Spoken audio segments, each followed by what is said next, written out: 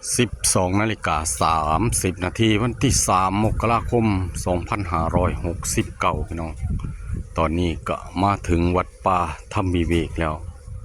สิพาย่างเบิงนี่คือแม่ย่านวลจันทร์พี่น้องพามาชมแม่ย่าเพิ่นผมก็มาครั้งนี้เป็นครั้งที่ที่3แล้วพี่น้องครั้งที่3วัดป่าธรรมวิเวกหนองบัวลำพู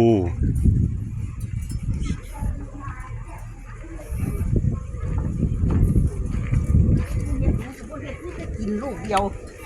ไปไหนเนาะตาไปไหนเนาะ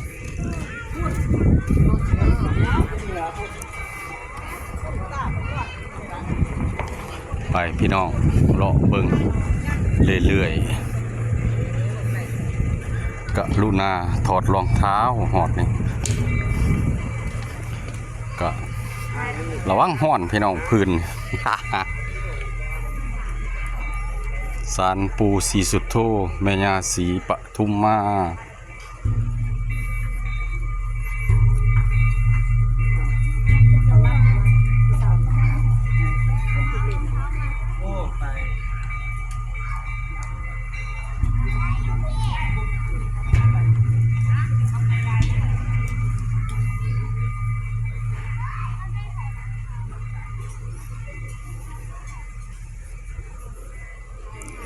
มื้อนี้คนหลายพี่น้องมื้อนี้ถือว่า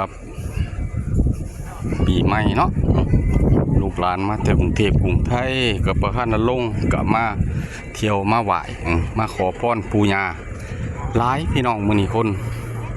ไปเรื่อยๆพี่น้องนี่คือท้าวเวสสุวรรณพี่น้องมาเทื่อที่3เพิ่งเห็นมาเทื่อ1เทื่อ2บ่ทันได้มีพี่น้องเพิ่นก็เอามา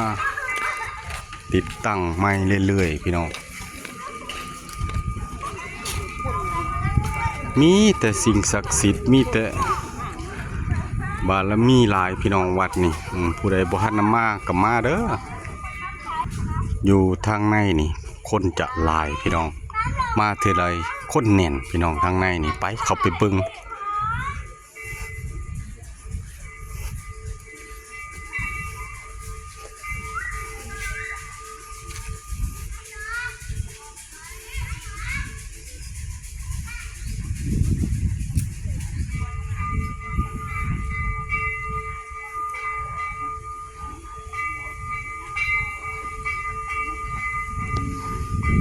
ข้างในนี่คนหลายพี่น้อง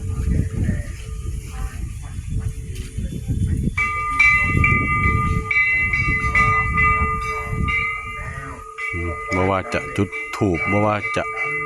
สั่นเซียมซี่เนาะ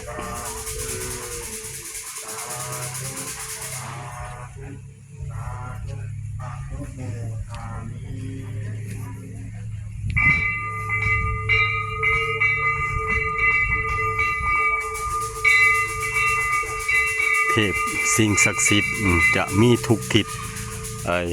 ล้อมรอบเจดีย์พี่น้องคล้ายๆกับวัดหายโศกเนาะเทพองค์เดียวกันเลยพี่น้อง4 ทิศ 5 ทิศ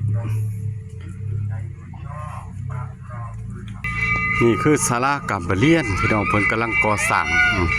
แป๊บเดียวพี่น้องตอนผมมาเทื่อที่2เพิ่งจะเทพื้นเองมาเทื่อที่3นี่จะมุ่งหลังคาแล้วเอาให้เบิ่งคร่าวๆพี่น้องโอ้ยสวยงามหลากหลายสิ่งศักดิ์สิทธิ์มาอยู่นี่แหละพี่น้องเพราะว่าจะเป็นปู่ย่าองค์ใดก็มาอยู่วัดนี้เบิดพี่น้องมาเบิ่งเอาเด้อวัดป่าธรรมวิเวกหนองบัวลำพู